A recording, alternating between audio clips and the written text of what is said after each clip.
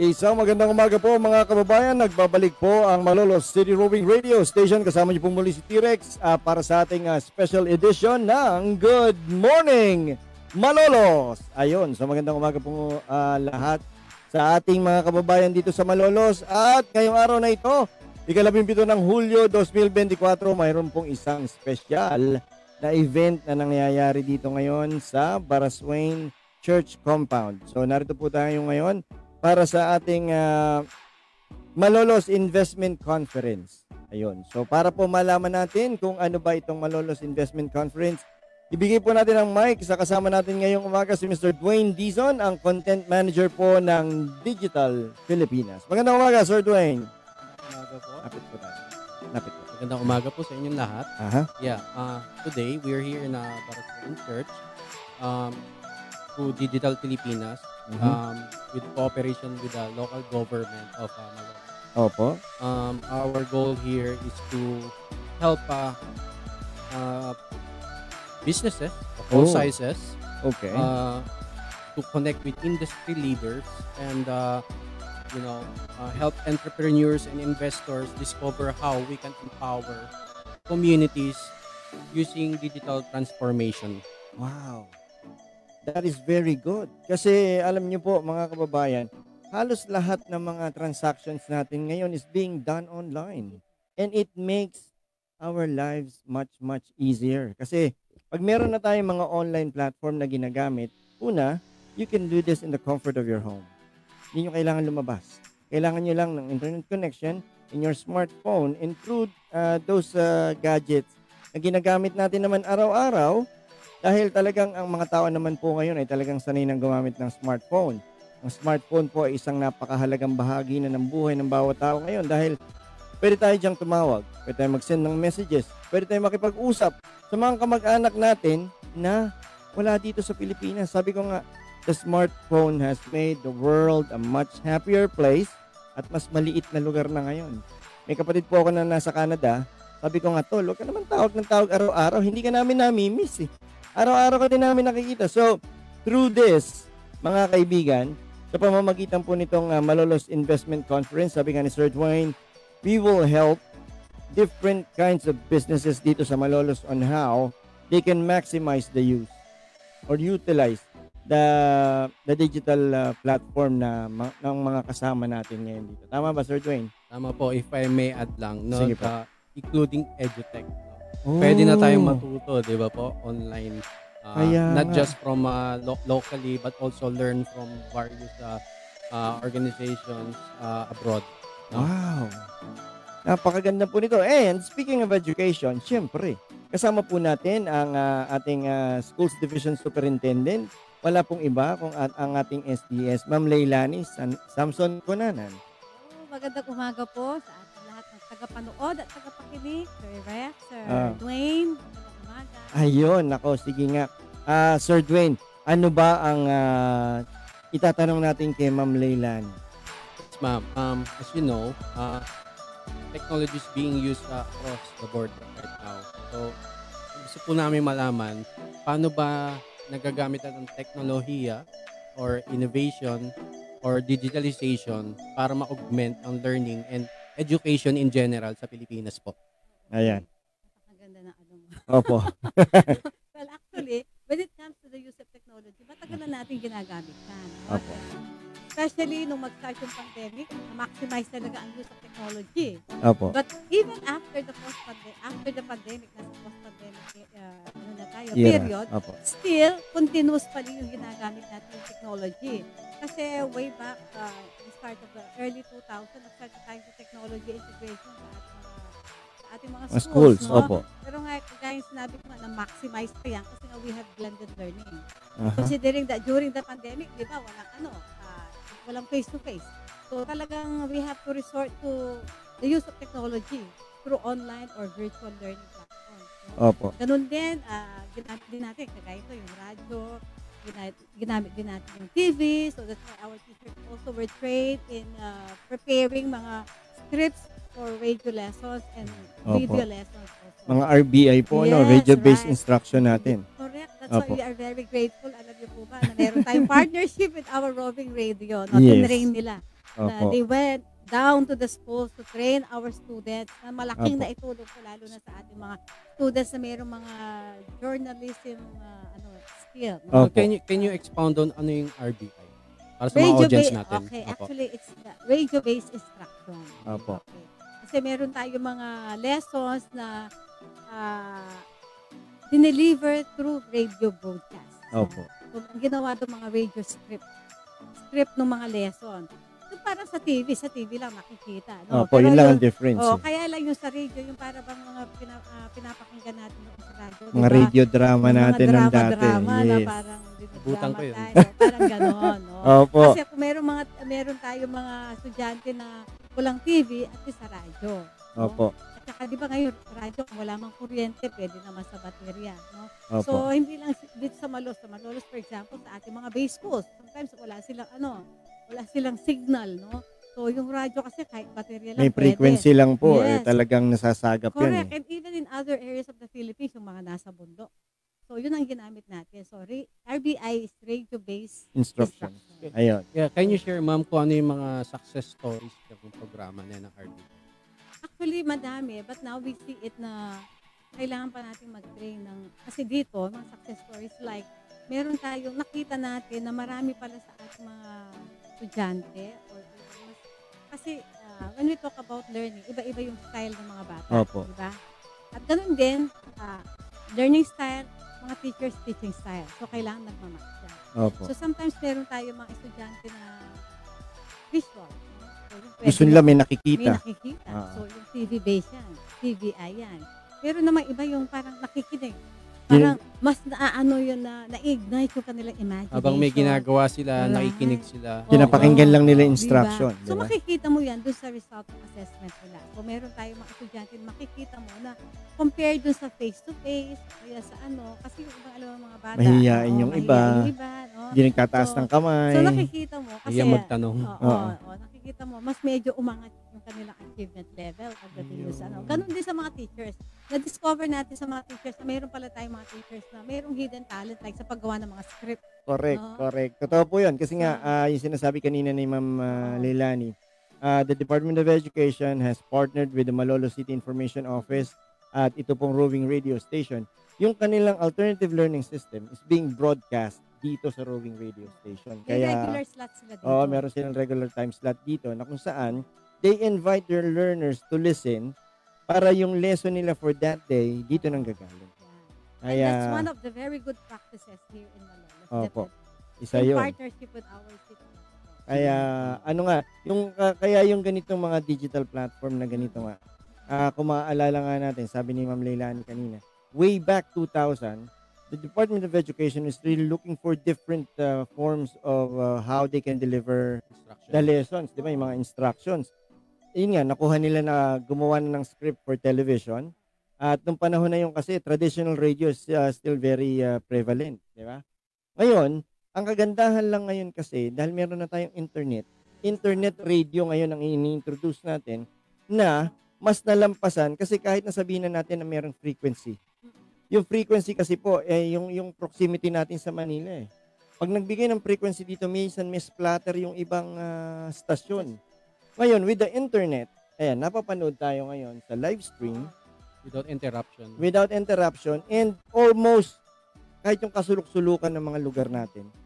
Yung kasi dito po sa Malolos, meron tayong 5 na nasa bay. Mga islands nila. So, actually, we have 6 6 na po ba? Yun, 6 pala. So, yun dati na hirap pumunta yung mga teacher doon para magturo. Ngayon, nagiging madali na kasi they can use platform. Kagaya ng Zoom, kagaya ng Google Meet. Yung mga Google Classroom natin. Ayan. So, yun ang ginagamit para pati yung mga nandoon, hindi mahuli sa mga lessons. At kahit pa, nakita natin po ang importansya at mahalagang gamit ng ganitong pamamaraan nung nag-pandemic. Diba? Kasi yung pandemic, nakikita natin usually yung mga negative impact ng pandemic. Opo. Pero ang dami rin magagandang nangyari. It brought out the best in the creativity of our teachers, of our educators, and even our learners. And also, mas nangibabaw din yung partnership natin with our stakeholders, especially with our local government officials. Kasi nakita nila yung need for virtual online learning. Tumulong po sila to equip our students and teachers the necessary infrastructure requirement like mga laptops, mga tablets, internet connection. So, Kaya oo, kaya ito pong ino-offer ngayon ng Digital Pilipinas, itong ating malolos business conference natin na ito, ay maganda po. Kasi aside from the education sector, marami tayo, Sir Dwayne, di ba? Can we give you examples of that? Yeah, beyond sa education, di ba po? We know na we need to support the SMEs, small businesses. Ayan na. So, ano po sa tingin nyo, paano natin sila masusuportahan? I mean, there were earlier discussions na, we need to train them while they are in school. Pero can you elaborate on it, ma'am? Paano ba natin sila train? Maging entrepreneurial mind and technologically savvy. Even in the elementary, nag-start na kasi yan eh. Opo. Diba meron tayong learning area, yung EPP. No? So dito pa lang makikita kasi yung EPP, it's more, nasa yan, yung TVL yan eh. Opo. Technical for our viewers, yung EPP, ano po yan? Edukasyon, pantahanan at pangkabuhayan. That is for elementary. Opo. So, that will be further developed, yung skill nila for entrepreneurship and TVL, technology, vocational, and livelihood skills, pagdating yan sa high school, sa secondary. So, makikita pa lang. Kaya dun sa high school ngayon, makikita mo na anong skill naglilin yung bata. Opo. Kaya after they graduate from grade 10, meron silang yung mag-test sila ng NCAI. Yung NCAI na that's an aptitude test. Opo. Para makita kung saan sila talaga, saan yung strength nila. No? So, para alam nila kung ano ang kukunin nilang test track at saka STEM pagdating sa senior high school. No? So, parang, ang tawag natin yung spiral progression yan. No? So, Opo. yung skill nila na de-develop from the foundation, pataas. So, of course, increasing yung level of complexity at saka yung knowledge. No? So, ganun yun. That's already preparation for them to become either entrepreneurs or businessmen. Technologically savvy. Gainfully employed, technologically savvy, and if they want to pursue higher education, no? So all throughout, even yung kasi dati nga, di ba, yung parang hindi man siya sa elementary especially, yung computer, we have this integrated doon sa EPP. May lesson sila on computer. So ngayon, mas na-strengthen pa at na-expose pa rin natin yung mga bata. Kasi nga, using content-based integration also, pagdating sa content-based, we are using, for example, yung math, we are using science, no? At saka yung English.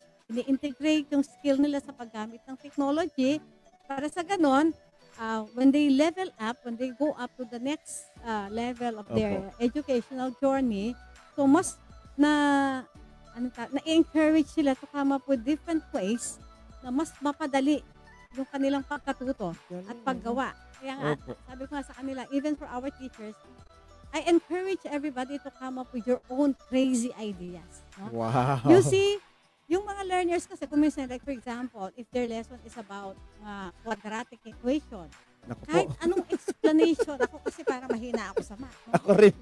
Explain mo, no? Speaking of math, di ba, ma'am, in places such as Silicon Valley, they stimulate crazy ideas. Crazy ideas, diba? So, yung mga ganun ba, kung minsan yung bata, meron siyang paraan para mas madali niyang maintindihan, no? Kung minsan tayo teacher, pinipilit natin, ito yung formula, ganito siya. Pero yung bata pala, mas madali, no? Ito yung paraan ng pag-solve niyan, ganito. 1, 2, 3, 4, 5. Masyado rigid. So, dapat, think outside of the box. Yes, nakakatuwa. Kasi nga, so, ma'am, actually, ngayon ko lang naintindihan talaga yung connection between yung curriculums natin ngayon. Yes. So, it turns out na talagang the education department is really training our kids from elementary pataas. Pagdating mo ng high school, i-enhance pa lalo yan para pagdating mo ng senior high school, ikaw na magsasabi ngayon ano ba talaga yung gusto mong kuhanin. Right. Kasi way back in our times, anong kukunin mo sa college? Hindi ko po alam eh. Oo, yun ba? Tapos, yung Like Kung ano lang sabihin ng nanay ko. Mag-teacher ka na lang. Ano yung uso? Kung ano yung uso. Dito ako na uso. Di ba ngayon ang popular na course ngayon, no? Nurse. Medical field. Nursing. Kaya pag nag-reunion kayo, nurse kayong lahat. Correct. Di ba? Kaya maganda po kasi nga the Department of Education talagang ini-enhance na yung skills. Tama yun eh. It gives mas maanong rasyonale na sige na gamitin mo kung ano yung sa tingin mo na makakarating ka dun sa sagot. Correct. Basta ito yung kailangan gawin. Kaya nakakatuwa po. And nakita natin, Sir Dwayne, yung role ng Department of Education on how they are training our children na paglabas nila ng eskwelahan, kasi tayo nun, ma'am, aminin natin hindi. Pagka-graduate natin ng college, medyo nangangapa pa tayo. Kahit pa sabihin na natin, we graduated on a particular course. We know the theory, pero the application is really very hard to grasp. Diba? Kaya, nako, papunta tayo ngayon dito nga nandito na po tayo ngayon sa panahon kung saan halos lahat ng age bracket natin marunong gumamit ng smartphone. And this time, ito po yung ibibigay nating convenience sa kanila. Tama ba, Sir Dwayne? Tama po. Pagkatapos ni Ma'am Lailani, sino yung susunod natin na we're send pa namin yung list. Yeah. May iba sila ng schedule but we'll get back. Okay. With it. So, meron pa ba tayong tanong kay Ma'am Lailani? Okay na tayo? Masyadong busy si Madam. Kaya nga, para hindi. Ma'am, baka naman meron ka mga babatiin dyan. Go ahead and greet those people. Of course, gusto kong batiin yung ating DepEd family sa City of Malolos. Okay? And I'm also inviting all our stakeholders, internal and external, to join us po doon sa ating kick-off ng Brigada Eskwela. Nga pala. Which is already on Monday and Tuesday. So, sa mga land-based schools po, that will be on Monday. Yun po ang ating kick-off. Sa ating mga base schools naman po, that will be on the second day, 23. That's Tuesday, no? Opo. So we will be, para magkakaroon tayo ng parang fluvial parade ba yun? Wow! Papunta sa kanilang mga isla, and no? we're very happy na ang dami pong mga stakeholders na nag-pledge na kanilang support and they will be joining us, no? In preparing our schools, no? For the opening of classes on July 29. So our team is bayanihan para sa matatag na paaralan. Wow. Okay, so siyempre lahat po, ini-invite ko po lahat and see you all. No? See you all on Monday and Tuesday. And this will be happening simultaneously sa lahat ng mga schools po natin? At the same time po, yung mga schools, meron din silang kanya-kanyang mga kick-off activities. Alright. So mga kababayan, July 22 and 23 ang start ng ating Brigada Eskwela. Nako, kung kayo po ay wala namang gagawin sa mga araw na yan, we're inviting everyone, punta kayo sa pinakamalapit na eskwelahan dyan sa inyo. At kung saan nag-aaralin yung mga anak, kailangan po at malaki ang maitutulong po ninyo para ihanda ang ating mga paaralan sa pagbubukas ng school year 2024-2025 sa July 29. Yun, nako samahan nyo po. At nako, masayang activity po ito. Let's, bayanihan para sa matatag na paaralan. Ayun, so, see you there na mga kababayan at maraming mga eskwelahan po dito sa Malolos will be celebrating on that day. Correct. Ayun. Ma'am Lailani, maraming salamat po sa oras na ipinagkaloob niyo sa amin and thank you for all the explanation. Nagbigay linaw po ito doon sa ating mga kababayan na nanonood at nakikinig ngayon. We'll go through sa iba pa nating mga stakeholders na mga kasama natin dito. Maraming salamat po. Thank you din po. Thank you so much, Madam. Ayan. And gusto lang po natin batiin ang ating mga kasama online. Jennifer Felix. Ayun, semi-lunch? Okay. And hello po, good morning po from Bangkal, Bonghayag Angelica Lorraine. And good morning from Marilyn Ramirez. Good morning din kay Myla Grace Machiko from Santissima Trinidad. And hello po, sir, watching from Mabulo, Cecil Gumtang. Ayun, magandang umaga po sa inyo. So mga kabayan, oras natin, 7 minuto bago mag-alas 12 ng tanghali. Ito po ang Malolos City Roving Radio Station sa special edition ng Good Morning Malolos. Wag po kayong alis. Babalik kami.